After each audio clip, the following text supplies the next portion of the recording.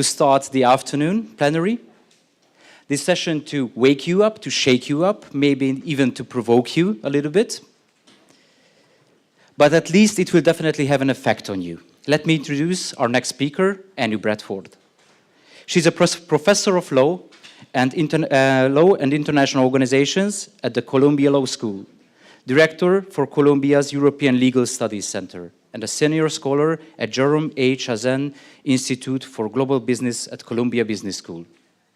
Her research focuses on European Union law, international trade law, digital regulation, and antitrust law.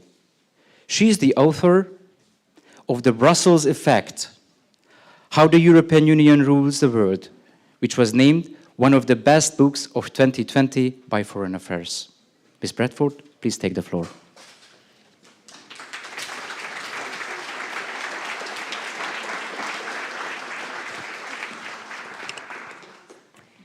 Thank you, Victor, for that kind introduction. Ladies and gentlemen, our wonderful hosts and all friends of Europe. It is really, truly a pleasure to be here. Somebody who studies Europe in the United States. It is a rare treat to have a room full of people who know so much about the EU and care so deeply about the EU. So thank you for the opportunity to share the conversation. Listening to the sessions earlier today and yesterday, my heart is truly full. So I want to talk to you a little bit about the Brussels effect, and maybe I start with why I wrote the Brussels effect. And it is my response to this prevailing narrative of the inevitable weakness and decline of Europe. This idea that somehow Europe's best days would be over, and it no longer would be able to exert influence on the global stage.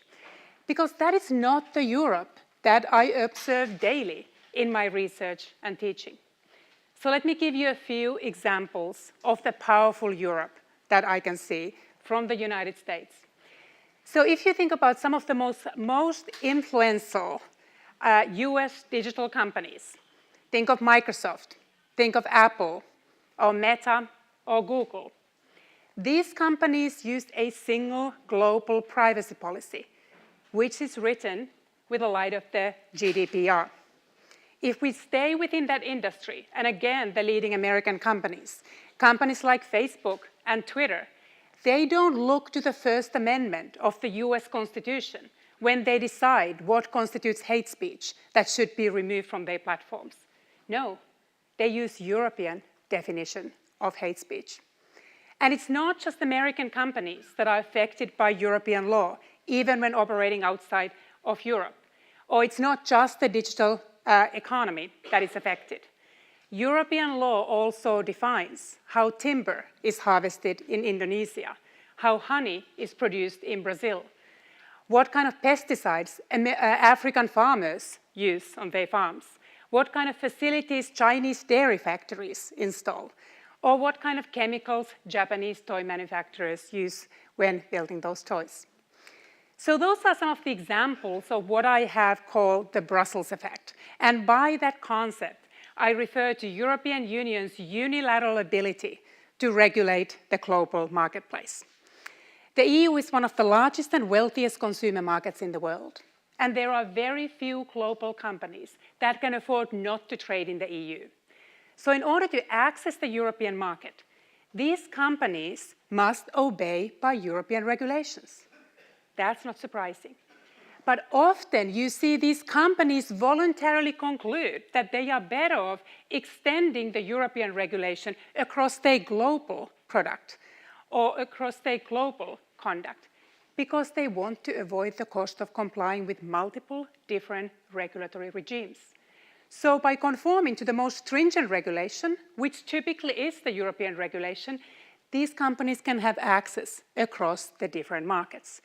So all the EU needs to do to exert that kind of regulatory power is to regulate the single market. It's the market forces and the self-interest of the global companies that does the rest. So I also would like to think that it is a relevant form of power, the regulatory power. It is an element of sovereignty. It's regulatory sovereignty. It matters because all of us everywhere feel it every day. It affects the food we eat, the air we breathe, the products we produce and consume. So to me, that is relevance. That is influence. So let me say a few words of why the Brussels effect. Why not the Washington effect or the Beijing effect? The EU is certainly not the only large market around the world. The precondition is that you cannot be a global regulatory power if you're a small market. If Costa Rica decides to be really tough on environmental regulation, the companies can just say that we do not do business in Costa Rica. But when the EU says so, it's very hard to write off this size market.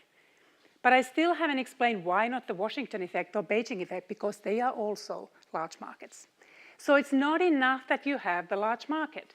You need to also have the regulatory infrastructure, the legal institutions that allow you to unleash the power of those markets and convert it into tangible regulatory influence. And that's what we do have in Europe. The power that resides within the institutions in Brussels and Luxembourg is remarkable. And for instance, Beijing has not to date been able to replicate that. They are very busy building it, and they may one day have it. But if you look at why the EU to date has exercised more power, it also has the regulatory institutions. No doubt, Washington has also regulatory institutions. There's plenty of regulatory power that resides in Washington. What is missing, though, is the political will to deploy it. The Americans, since about 1990s, have been quite unwilling, whether you have a Democrat or Republican in the White House, to regulate. So it used to be that environmental regulations came from California, from the United States, but the EU has really taken the United States' place when the US has voluntarily stepped out and left a vacuum. It's the Europeans that have stepped in and then become the global regulator. So let me say a few words of whether this is good or bad. So the Brussels effect, in many ways, it is an advantage for Europe. It levels the playing field globally. It ensures that our companies don't take a hit on our competitiveness when they compete on third markets, if also the foreign companies bear the cost of complying with European regulations. There's also a gain in terms of increase in regulatory sovereignty. The European regulations are shaping the global marketplace towards the values as defined, important by Europeans. So European companies and individuals are not at the mercy by laws written by others. Europeans are the rule makers, not the rule takers. That helps Union to be in control of its own destiny. But there are also some criticisms about the Brussels effect. One is that regulation is costly. It hinders innovation. And if you take the Brussels effect seriously, we are multiplying those costs across the global marketplace. I'm going to return to that. Another criticism that I hear very often in the United States, well, you're just targeting American companies. Look at your digital regulations. Who are you going after? It's always the big American companies. It's protectionist regulation. And to that, I would say that up until very recently, I've always felt very comfortable defending against that notion. I've asked, what is the European search engine that Commission and the court is trying to protect here? There is no European search engine. Who was the one who actually brought the initial complaint against Google? Well, it was an American company, Microsoft.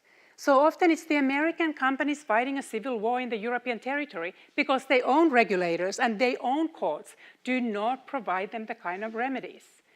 So in that sense, it's hard to say that this is anti-American regulations, for instance.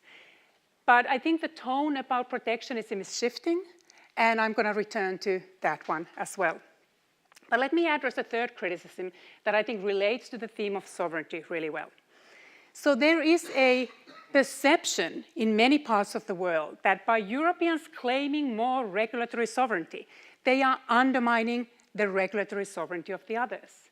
They are overriding the preferences of democratically elected governments elsewhere, compromising the political autonomy and the ability of those governments to write the rules for their own citizens. And that's a question I invite you to consider. So some developing countries say, we can't afford to care about privacy or environment at the level you can afford to.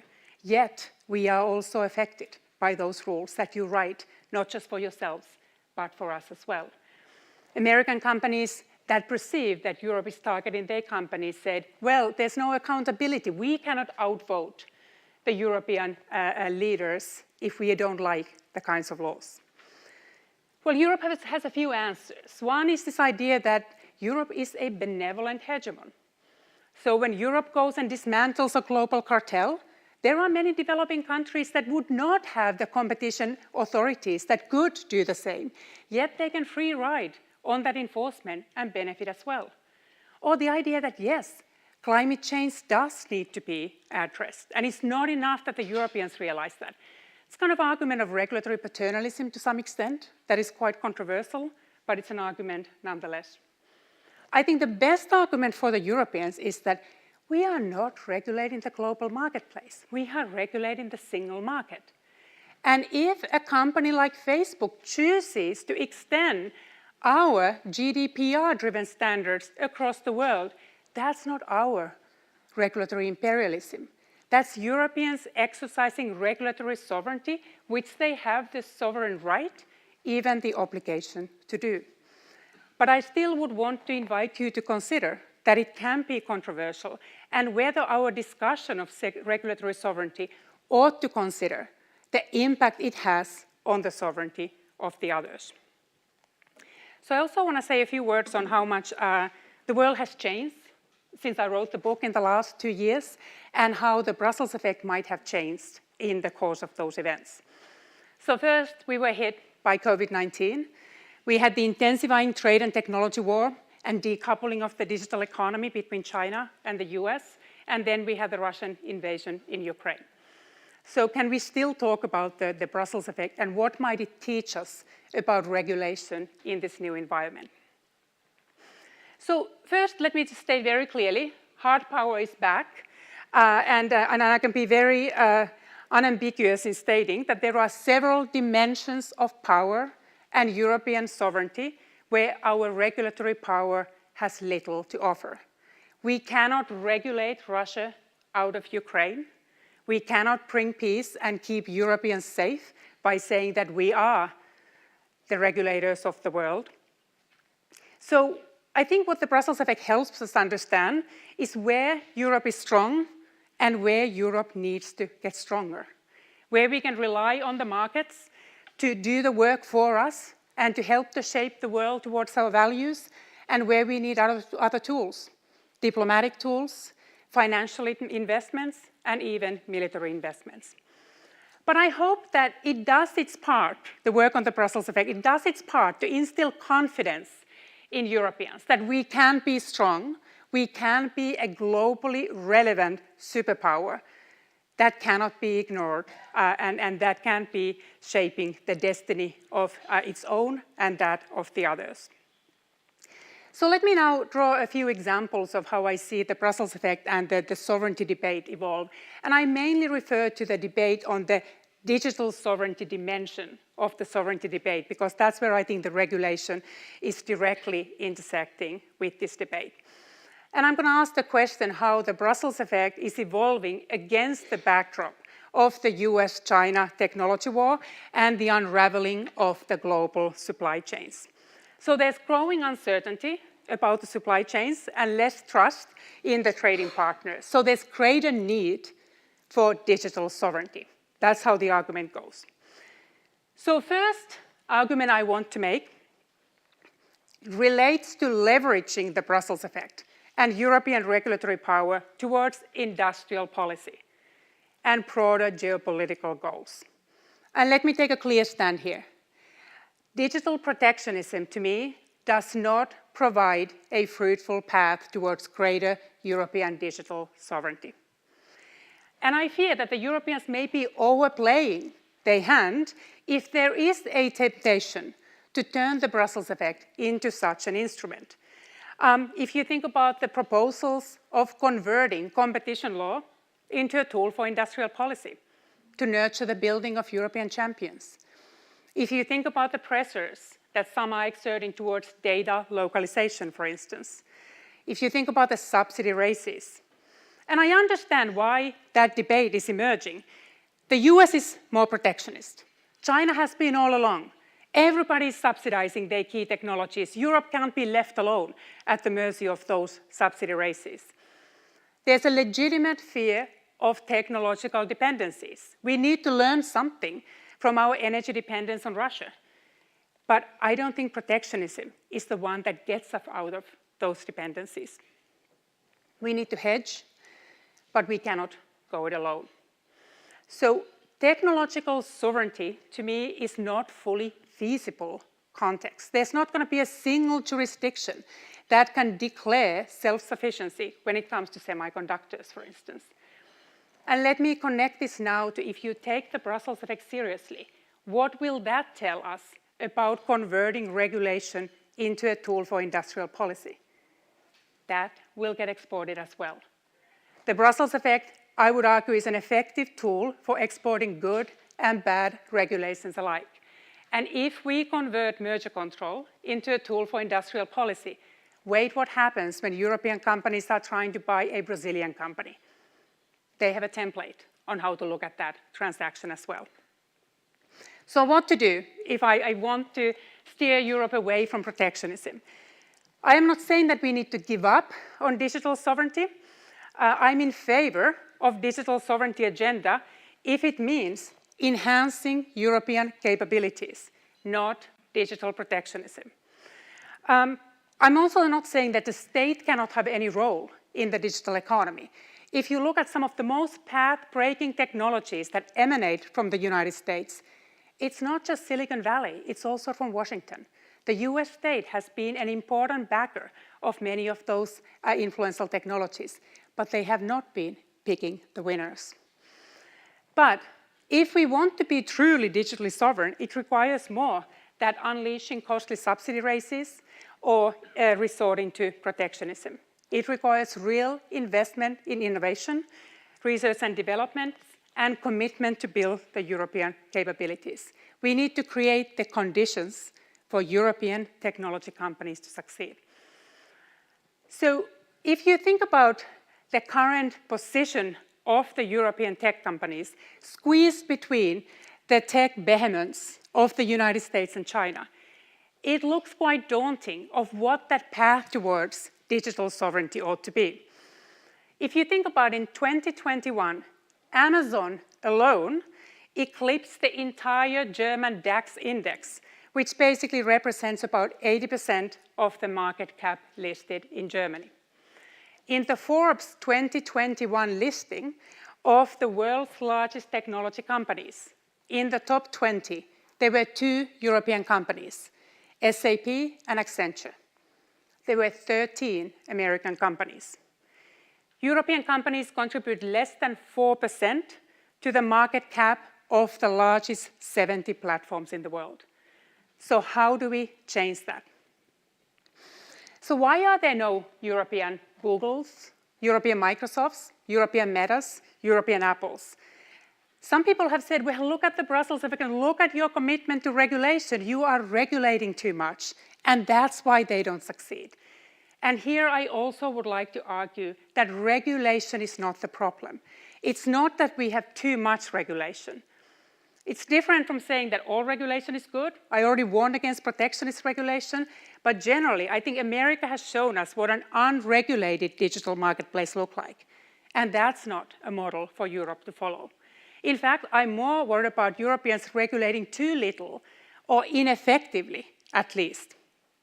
There's a lot of well-known criticism of our inability to enforce the GDPR. And it's very easy to sort of point out, for instance, the Irish Data Protection Agency, how ineffective they have been. But it's a tall order. Enforcement is very hard.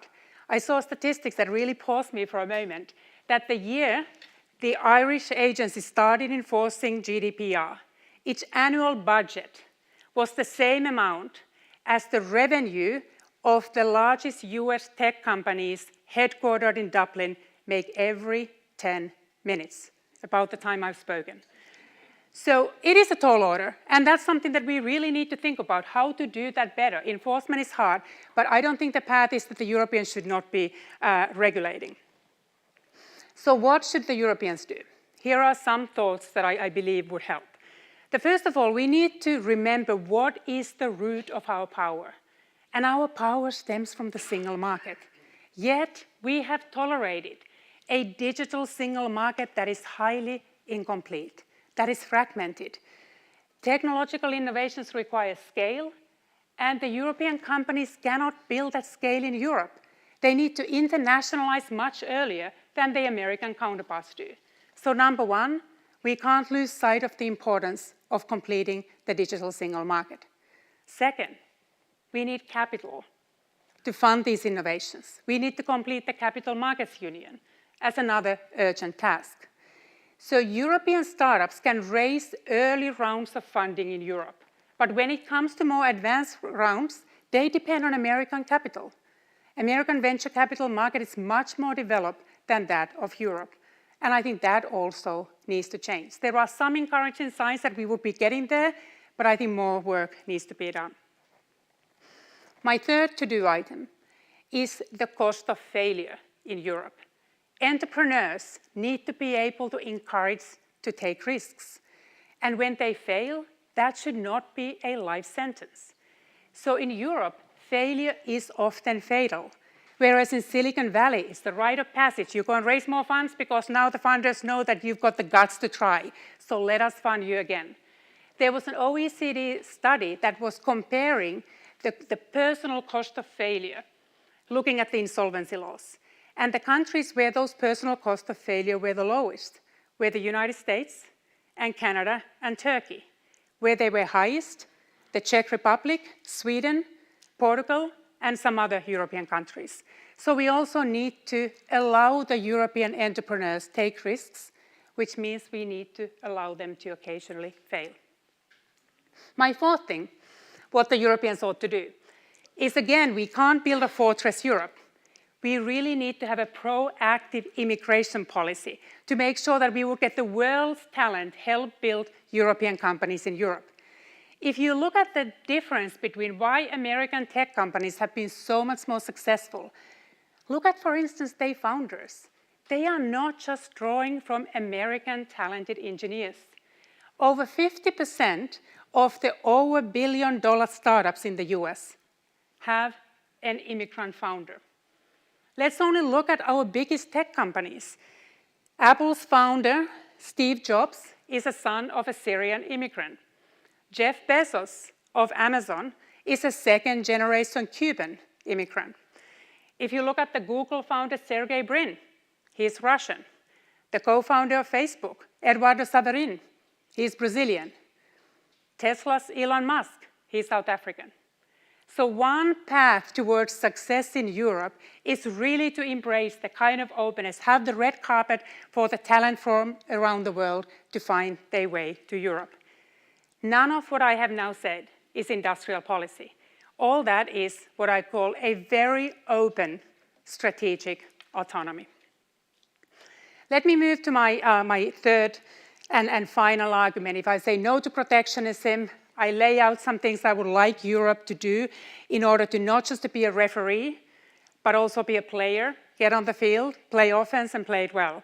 But the third thing is that your pursuit of sovereignty needs to come with an understanding that we cannot turn inwards. Sovereignty is much harder to pursue in the world that has rejected our values. So how can we shape that world so that we can thrive there as a sovereign Europe? So the pursuit of European sovereignty also calls for clarity of what we stand for, how we want to shape the world, and what do we see Europe's role in that world to be. So is the world around us friendly or hostile to the kind of values that sovereign Europe wants to promote? It's freedom, it's democracy, it's fundamental rights, and the rule of law. That is our bedrock. That is our foundation. But it's much harder to exercise sovereignty on that foundation in the world that is turning more authoritarian. And that is the reality we are facing. If you look at the Freedom House, which is an American think tank focusing on researching and advocating for democracy, they noted that 2021 was the 15th consecutive year of the decline in freedom across the world. It was also the year when they looked at the population around the world that live in countries that they classify as free, and that is 20% of the world population.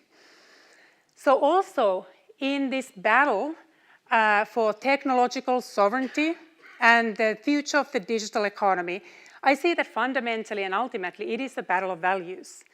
And there's basically three different models that we can choose. There's the American market-driven model, there is the Chinese state-driven model, and then there is the European rights-driven model. And I would say that the battle between American and European models, it's shaping to Europe's advantage. Europe's digital regulation model is doing well. The conversation is shifting in the United States to the direction of Europe. The two are not meeting in the middle. Instead, Americans are even conceding that the markets don't work, self-regulation is not enough, and something needs to be done. The question is whether the country's dysfunctional legislator can actually convert that shifting public sentiment into legislation to that effect. But if you look at some major battles that Americans and Europeans have had over data privacy versus surveillance, over digital taxation or antitrust, we now potentially have an implementable global deal on taxation. We just had the executive order from President Biden where there's a genuine effort by the Americans to try to come up with a plan that would also survive Schrems III. There's also a set of bills now pending in European Congress, in American Congress that very much resemble the DMA. There was a new Bill of Rights on AI also issued by the Americans. They are moving much more towards the kind of world that the Europeans have been envisioning. We have the Technology and Trade Council with them, so means for conversation and cooperation. But let me come to the battle that I think is the defining one, and that still remains very much a challenge for us. And that's the rise of digital authoritarianism as an alternative to the model that the European digital sovereignty is trying to push for and defend. And what is at stake here is really the future of liberal democracy. So even if the European model is doing well in the democratic world, the Chinese digital authoritarian model is doing very well in many parts of the world. Chinese companies are doing very well. So there are a couple of things that we need to concede if we look at the success of China. So first, China has proven to the world that the internet is not inherently free and it's not inherently global. Those are subject to a political choice, and they have exercised their choice to limit that freedom. And second, and it's really painful for me to concede this because I would not want to do so, they have also shown to the world that innovations can thrive when you restrict freedoms. Under the control model, Chinese companies have managed to be successful. We always kind of betted on that not being the case. Third, they have also proven that they have the ability to export their model across the world. They are building the digital Silk Road, building digital infrastructures, and also exerting greater influence around the world. So we have the Brussels effect. They have the digital Silk Road, and that is something that we also need to figure out how we confront that battle. So ultimately, the US and Europe have talked about building and being a foundation for a coalition of techno-democracies that will take on China and Russia, Saudi Arabia, and other techno-autocracies. That is a hard but maybe necessary thing to do. But if you think about the challenges to form a coalition of techno-democracies, who do you invite to the club? What do you do with China? Well, that's clear, but what do you do with India? What do you do with Brazil? There are many important countries that straddle between the authoritarian and democratic world. And by rejecting them, they are going to find themselves more in China's orbit. So that is, I think, one challenge. The other challenge is that if you tell the countries to choose between, let's say, United States and China, many of them trade more with China. And we need to be prepared that they may well choose China. There's also the question of whether the US and Europe are giving democracy a good name, given the internal challenges to democracy, both in the United States and in Europe. But ultimately, despite these difficulties, I would like to emphasize how high stakes this final battle in digital economy are, and how we need to deploy our regulatory sovereignty towards succeeding in that battle that is waged over the future of liberal democracy. There are two ways for us to lose that battle. One is that we lose that horizontal battle to China, that the Brussels effect does lose ultimately to the forces of the digital Silk Road, or their version of the Beijing effect. The second, we can lose the battle over democracy by losing to tech companies, our vertical battle against them, that ultimately we show that we can promulgate regulations in Europe. Americans can't even do that. But can we enforce our regulations effectively against these companies? Or is it that in practice, it's the American market-driven model that is the democracy's answer to governing the digital economy? Because ultimately, the question is what happens when we are trying to regulate a company like Google through the DMA. It's not just whether we can unlock competition in the marketplace. What is also at stake is our ability to show that there is a way to democratically govern these tech companies. Few are betting against the Chinese state when it is cracking down on its technology industry. But the jury is out whether the Europeans and Americans can do that. And it would be a very sad conclusion if we must concede that we haven't figured out a model that is consistent with other values that ultimately will keep the tech companies in check. It's the battle that neither the US or the EU can afford to lose. And if the sovereign Europe cannot defend liberal democracy as the foundation for the digital economy and political life in Europe and elsewhere, my question is, what good does that sovereignty do for us?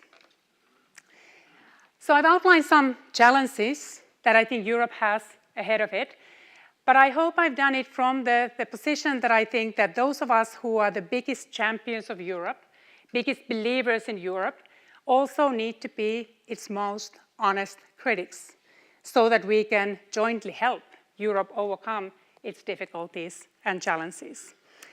So, ladies and gentlemen, I hope you share my ambition for Europe. I hope you share my confidence in Europe. And I hope you share my deep hope that Europe will succeed for the sake of Europe and for the sake of the wider world. Thank you so much.